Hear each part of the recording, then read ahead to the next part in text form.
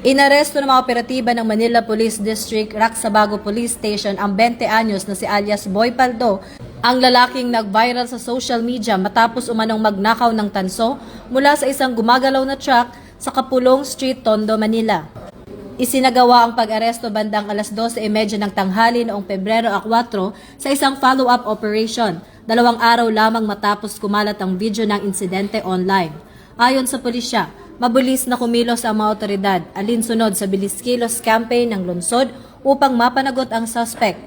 Nakalaunan ay iniharap kay Manila Mayor Francisco Isko Moreno Dumagoso.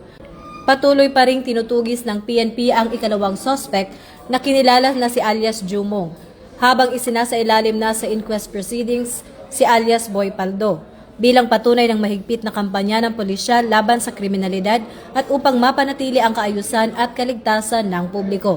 Ito ang bagong PNP para sa bagong Pilipinas, serbisyong mabilis, tapat at nararamdaman.